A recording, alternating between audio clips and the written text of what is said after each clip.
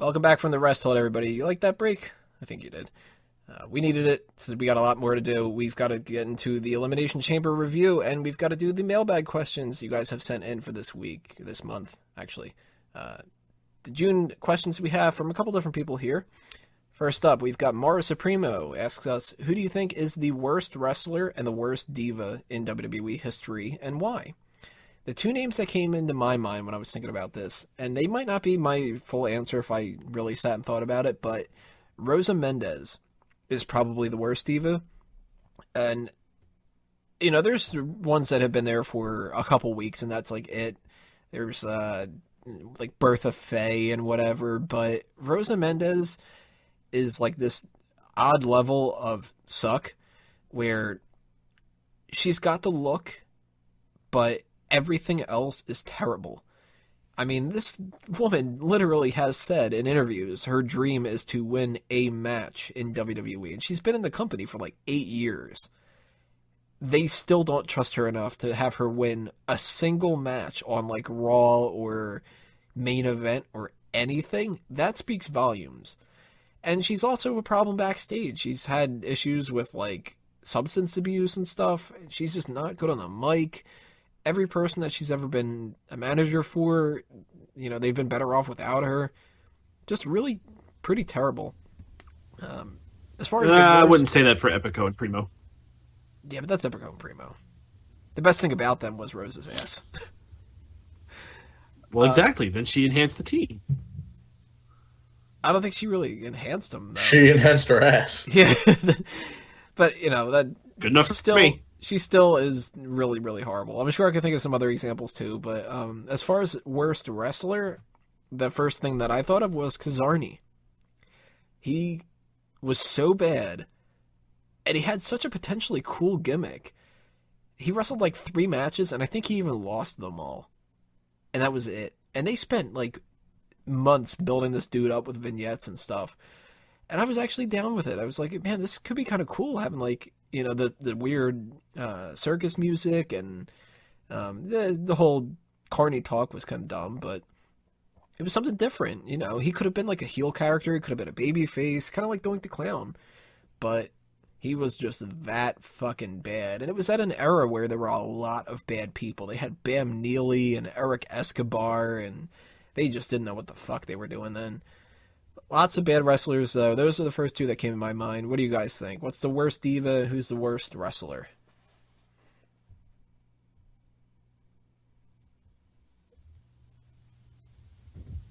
Jack Gonzalez.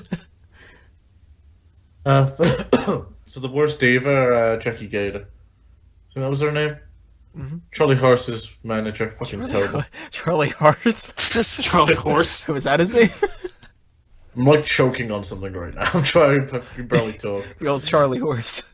But yeah, she was probably the worst. What the fuck laugh was that? Oh, there's a bird flying around. Fucking a dolphin or something. Yeah, she was absolutely terrible. Probably the worst diva I've ever come across. Maybe Julian Hall. As far as the worst male wrestler goes, the Great Khali's up there, but he's at least had a couple decent matches. It's hard to find someone that totally sucked. They had fucking... The person who ever played Rosie O'Donnell. There you go. Rosie O'Donnell. Rosie McDonald. Hayden, what about you? Who's the worst diva and worst wrestler of all time? Well, worst diva for me. I wouldn't say she's necessarily the least talented, but she's always been the most offensive to me and the one I can't stand watching the most. And that's going to be Tori. No, not Tori Wilson. Xbox I'm Tori? talking about the bimbo that used to hang out with X-Pac. Yeah. Mm-hmm. I fucking hated that bitch. Mm-hmm. I just could not stand her face. I didn't stand anything she did. And this was during when they were like really starting to sexify the women up. And, you know, they had Sunny and Sable and Marlena. And there was just fucking Tori. She did. I mean, I don't think that she was like, ugly, but she did kind of stand out as like, huh. So this is what like the people are that hang around with X-Pac. And she is an example of one of the times that ruined Kane. Like, a part of Kane. The ones that fucking humanized him way too much.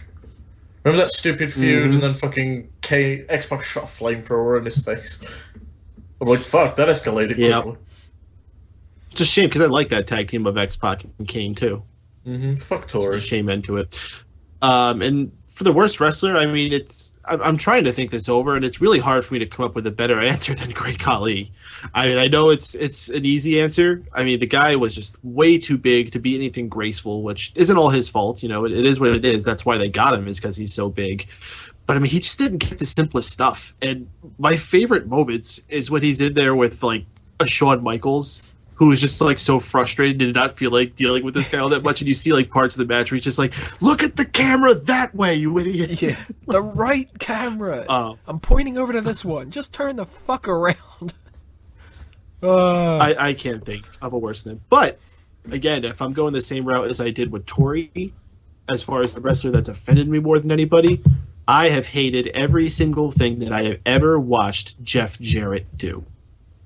Everything. Really? I just cannot stand that guy. You didn't like Double J? He is my least favorite wrestler of all time. I fucking hated Jeff Jarrett. Every single thing he has ever done, I have hated Jeff Jarrett. You don't think he's fucking great? Especially the whole slap nuts phase and like That sucks. all the guitars he's fucking broken. What's the Jim Cornette line? Freaking breaks a guitar every night but never draw a dime. You didn't like when he was feuding with like Razor Ramon? No. Sounded so sad. Drew, No. Who is the worst diva? Who is the worst wrestler? Well, the way you said that, it makes you think that my opinion is the most important. I'll let you know. Worst wrestler. I'll go diva first, actually. Worst diva of all God, time. stick to your fucking guns. Worst diva. Julian Hall. Just saying. She's the worst. Now, wrestler. I don't know how we've gone this far without saying this man's name, but I'm going to go with Giant Gonzalez as the worst wrestler of all time. Because he was so giant. That's not fair at all. He actually was pretty good for a guy of his size. Yeah. Yeah, for like the people that are brains are mushed from that dirty ass disease one he has, he's not too bad. Yeah, like his WrestleMania match with Undertaker really wasn't that bad, especially considering like how bad Undertaker matches typically were around that time. Like Undertaker was not the technician that we know him as now. He was having pretty horrendous matches left and right, where it was just chop, chop, no sell, chop, chop. Yeah, he that was your peak typical until the Undertaker end of match his then. career. Mm-hmm. And if you watch some of his stuff in WCW when he was El Gigante, he was actually pretty fucking cool. See, what's tough is there's so many bad people that we can't even think of because they've been in like one Royal Rumble or something. And that's like, you know, like not even just like the Barry Horowitz type of people where they're supposed to be bad, but there's the people like... Who was the guy the Undertaker beat on the first episode of Raw? The Shockmaster. Damien Demento. He's fucking terrible. There's stuff like Max Moon, and there's like the other members of Los Boricuas and Disciples of Apocalypse, you know, like... Los Boricuas is fucking horrible. I don't know why they had so much screen time. You know, Fred like, Ottman. if you think back at, like, even just that time period with the different gang war thing, like, the Los Boricuas and the DOA people, like, anybody ever going to remember anything positive that fucking 8-Ball did? Or, like, the other members of, oh, shit, I can't even remember the names of them. The Truth Commission. Like, everybody remembers hell yeah. Kurgan. I love Truth Commission. But, like, what was the one guy? Like, Interrogator or something? Mm-hmm. Like, you know, there's lots of people that have terrible careers.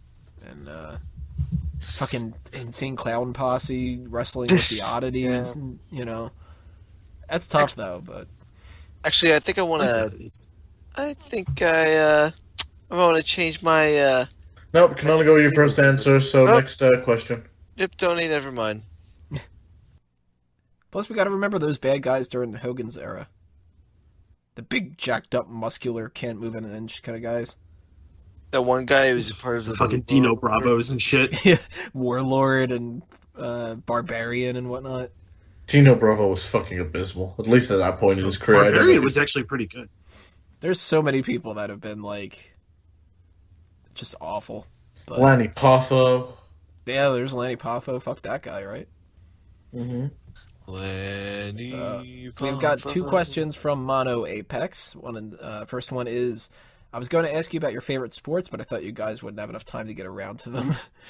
Favorite WWE group or faction, and why? I'm going with DX. I was really, really big on DX back around the time period that it was Shawn Michaels, and then they kind of even got an upgrade when it came to the New Age Outlaws and whatnot. I absolutely love that faction, and the reason why I started rewatching wrestling again was actually because of that. I was talking to Chris Dace one day, and he was just like, you haven't watched wrestling in a long time, right? I'm like, nah, I haven't seen that in years. And he's like, DX is back. I'm like, oh shit, I guess I'm watching Raw tonight. So DX, definitely my favorite faction of all time. What about you guys? Evolution is definitely my favorite stable. I just like the whole premise of it. Different guys representing different eras and them passing their knowledge down to these young and upcomers, and what it ended up becoming in the end, putting both Batista and Randy Orton over as huge superstars. It's just a really neat concept. It was a nod to the Four Horsemen, and overall I think it's one of the most successful stables and accomplished exactly what it was established for. Good choice there. Can't argue. Peyton? Ah, man, it's all about that Bullet Club, yo. They're so fucking cool. AJ Styles and the Young Bucks doing super kicks all over the place, and Shinsuke not gonna wrestle for the WWE, so it doesn't really matter. Fuck the Bullet Club. All about the original that they're ripping off. All about the original stable that every single stable that followed it was ripping off. Four Horsemen. Often imitated, never duplicated. Those guys just went around, styled, profiled, kicked ass when they need to, backed up every bit of trash talk they did, every iteration they were in. This is a group that was so awesome, they even managed to make Mongo McMichael look cool. Let that sink in. Yeah, but even they were all like, man, it's a great stable, but fucking Ollie Anderson, we get rid of him. It's kind of lame. Oh yeah, well, yeah. I mean, he was only in there because he was freaking Arn Anderson's brother. Fuck that guy. You said every stable has been based off of that. The first thing that popped in my mind was the New Day. And I'm like, what? But you are true. I mean, the Four Horsemen, they're the quintessential stable. For most people, if you say stable, you think Four Horsemen. Another great choice there. Drew, what do you think? I'm going to go with a more recent one. It's also said favorite WWE group, and I'm going to go with The Shield for this one, mainly because The Shield, they were just so kick-ass, and you guys went with relatively old ones. Not old, but just, yeah. So I'm going to go with The Shield. They're old. Yeah. Four Horsemen's pretty fucking old. Evolution was was still going on when I started watching, but DX, yeah, they came over 10 years ago, dude. Oh my god, you're making me feel old. Fuck off, Peyton. Oh my god, Tony. But anyways, yeah, I'm gonna go with The Shield, and a close second would have to be CM Punk and Kofi Kingston. Ugh, it was 10 years ago. Oh, fuck. That was 11 years ago for me. Fuck. What? Well, because your internet connection? Yeah, what the fuck, Drew? I think your mind just broke when it came to math for a second. And how numbers and days and years work. Oh man, that was 10 years ago. It was 11 for me.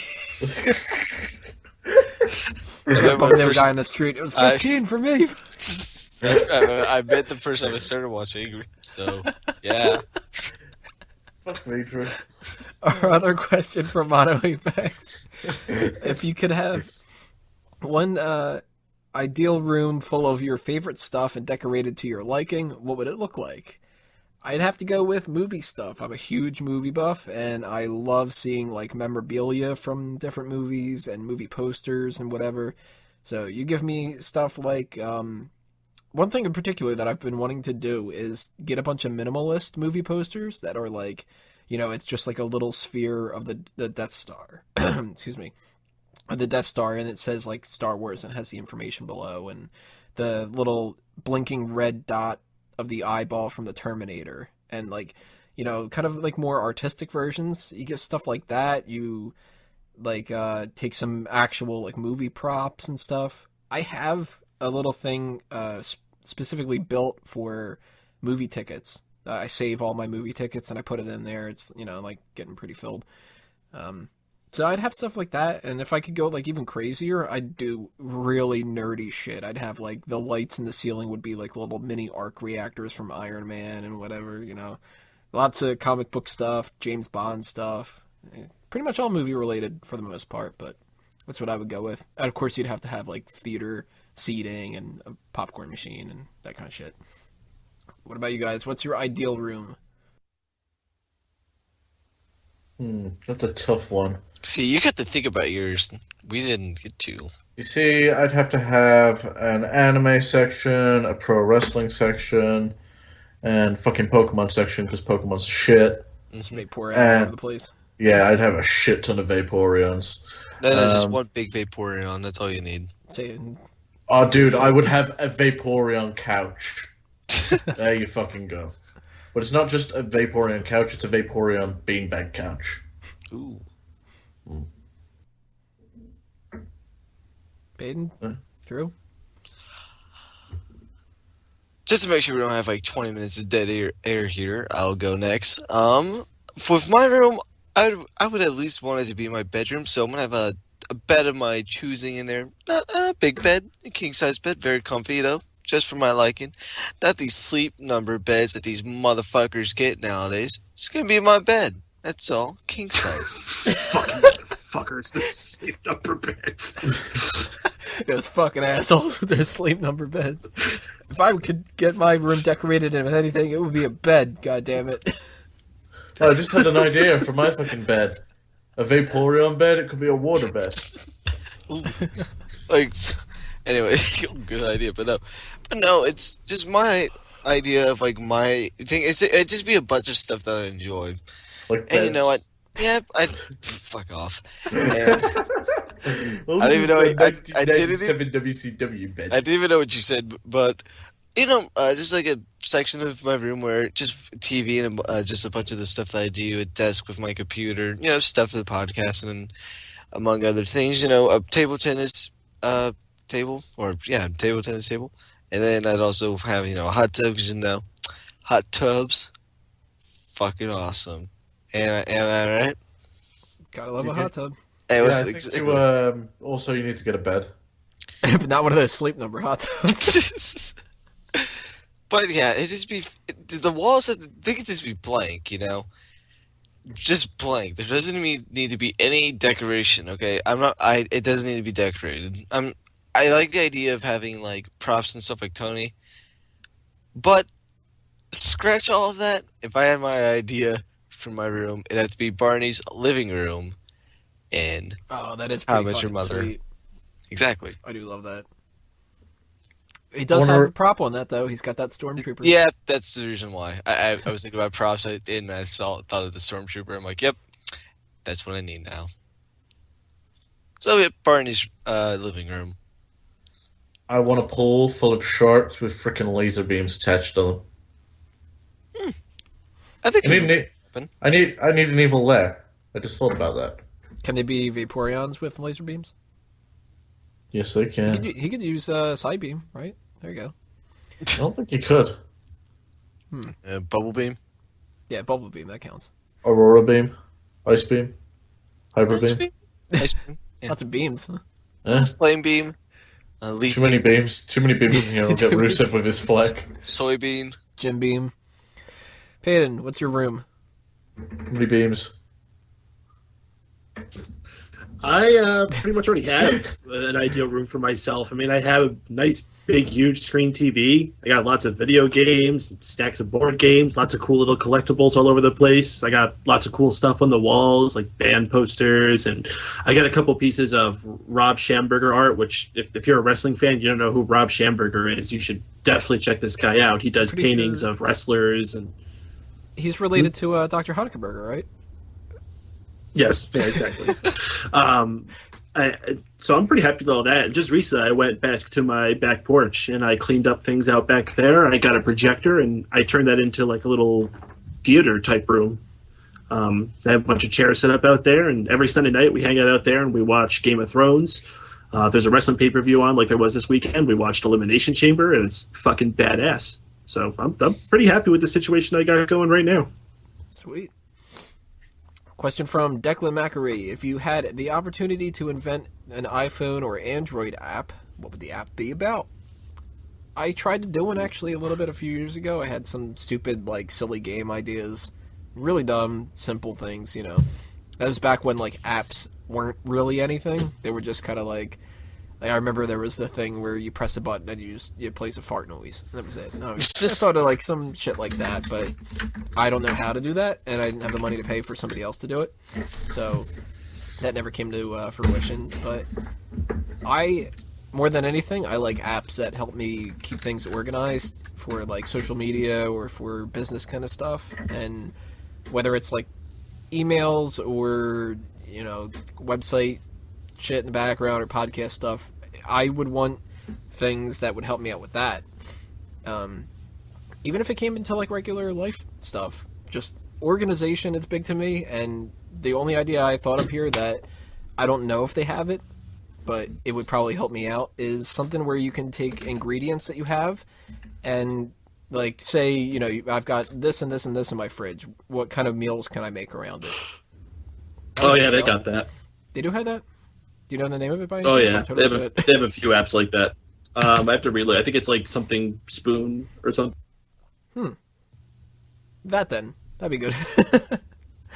Any apps that you guys ever thought about doing, or you would really like to see, or whatever? I'm gonna alter this question a little bit, and it might be. No, you can't do that. Stick to the original one. Okay, I will.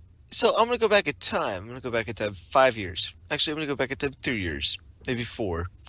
I want to be 5 the one. years for me. I want to be the one that invented. I want to be the one that invented Snapchat and Flappy Birds, because those people made a lot of money off that shit. What if you couldn't go back in time, since time travel is not a part of this? Well, then I'd create an app where you click a button and money just dispenses out of your iPhone. It prints money. Spend a lot on ink. And those little ink cartridges that can fit in your iPhone. Yeah, No, and they just like fucking make a shit ton of money off that, because if it's HP that's printing them, they'll be like $50 for a cartridge. It's like that old Game Boy printer, No. Oh, which you could print off the certificate for the Pokedex if you completed it. Yeah, what fucking ripoff that was. Guys, no, it just prints money. It doesn't need an ink printer. It just does it. It doesn't need the paper as well to do it. It just happens. So, Drew would invent time travel, and if he couldn't invent time travel, he could invent just spontaneously creating matter. Basically, if Drew couldn't do anything with iPhone or Android apps, he would break the laws of physics. And he's already figured out the time travel thing, because 11 years to him and 10 years to us, and his fucking internet connection's halfway there. Wake up, Peyton. What apps would you make? There's a anime that I like called Eden of the East, and in it there's a software, and you literally just put your phone up to someone's face, it'll search for them and get any information and all the info that you might want on the person. So it's Watch Dogs. Yeah, it's Watch Dogs, but before Watch Dogs was out. When they would just watch puppies. Yeah, it was just Watch Puppies. What about you, Peyton?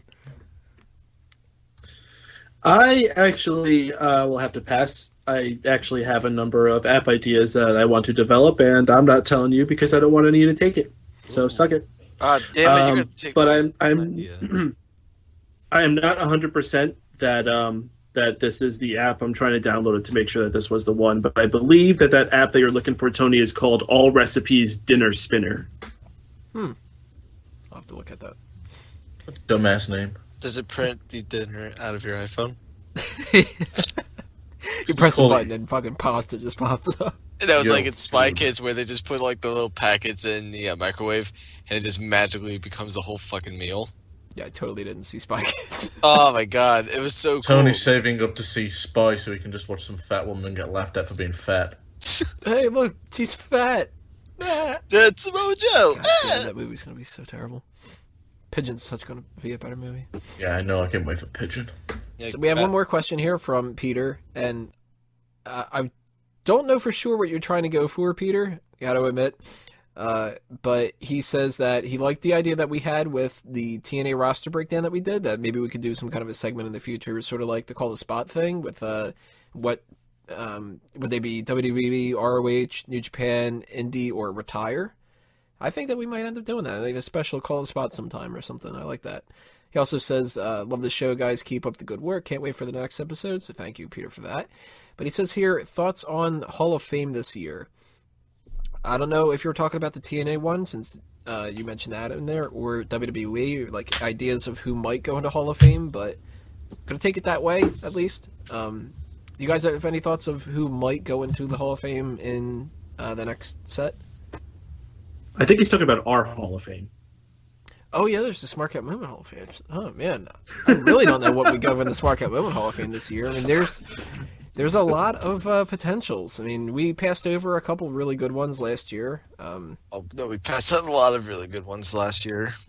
I think that there's potential for the whole Ricky the Steamboat could go in the Hall of Fame this year. Listen, if anyone's going to be the headliner next year, it doesn't have to be next year.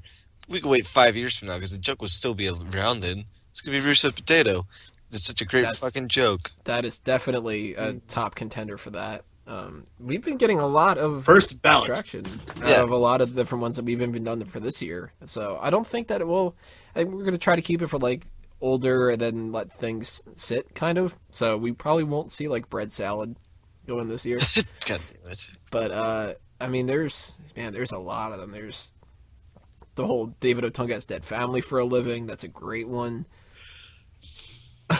I'm digging a lot of the different Drew things that are out there. God damn it.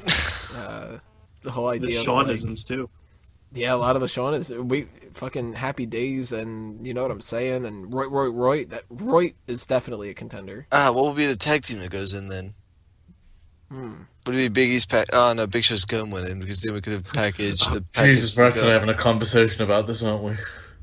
Yeah. Wait, pissed off Bulbasaur. He's definitely. Oh, yeah. Yeah, see, now we're talking about Pokemon. Now you're into the conversation. Yeah, you're damn straight. I love Pokemon. Chaz. Maybe We a haven't tag done a team Chaz of, joke in a long ass time. Yeah, Chaz hasn't popped up in a bit. Ooh, maybe we do some Cheez-Its. Maybe if we went with a tag team of Big E's Package and Uncle Big E or something. See, Uncle, you did that with the Bob Corner too. Uncle Big E was never that funny. No, but you know what? There's always like a Coco Beware. It shouldn't be. Doesn't have to be. Yeah. Can we revoke? You know what? Technically, we could make the tag team Ricky the Steamboat and Tugger the Tugboat Boat. You know, that could be a stable. The boat stable goes Here's in. the thing, though, with Ricky, boats. With Ricky the Steamboat, Ricky the Steamboat's like the Shawn Michaels. Tugger the Tugboat's the Jannetty. Oh, yeah, you got a lot of that Tugger the Tugboat. That's where it really started getting ridiculous.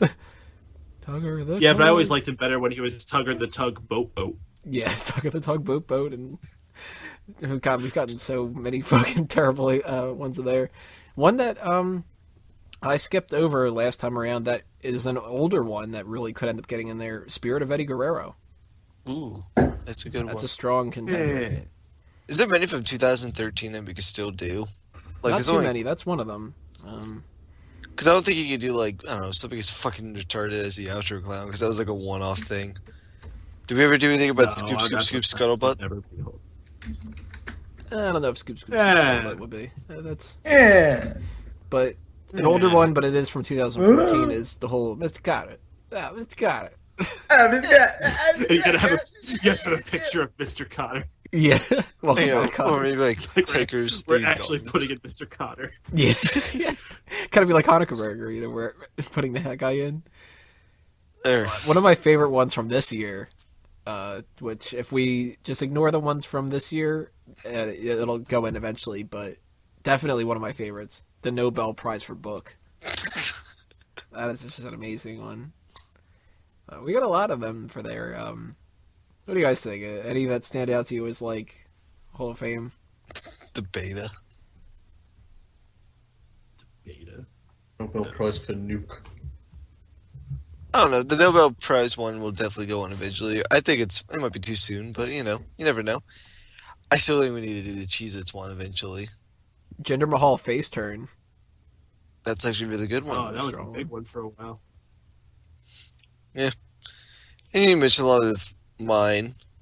You guys have still say every single fucking one at one point, so. How about our Ryback character? The Annoying tourist Ryback. Taurus Ryback, yeah. Here's another good one from 2013 that I specifically was like, I don't know if I want to do this. The Eliminator. Ooh. Oh, yeah. Well, he was only voted in. So maybe I'll, not be as much of a wimp and I'll induct a fucking Eliminator into our Hall of Fame. Some of the things that you refuse to edit out of your show from Sean, at this point, morality-wise, you're down with the rest of us. Okay, I think there's two more. There's actually three I could think of off the top of my head that we could still put in. We could put in the Patriot. We got the Larry the Axe theme. Yeah, Larry the Axe theme. And then we gotta do, come on guys, Kane's got a shot. That is a strong one too. I'll put it this way about the... And go ahead. If there was one from 2015 that I think should go in, I think it's Murky. Murky's been getting a lot of strength for something that really is nothing. Yeah. It was just a what about pronunciation. What about fuck Lenny Poffo? Ooh, that's tough. Well, he has his own section. He has his own section with just him in it.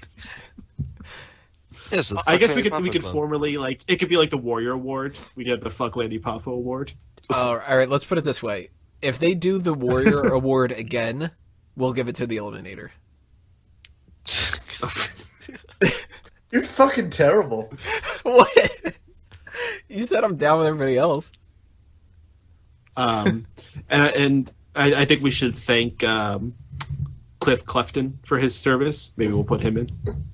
Honorary, he could get what the Warrior Award was supposed to be. Like the people behind the scenes. Yeah. Yeah, we could have a correct Warrior Award to honor the Warrior's wishes, since WWE doesn't. So hopefully that's what you were asking. We should actually put in Jim Johnson.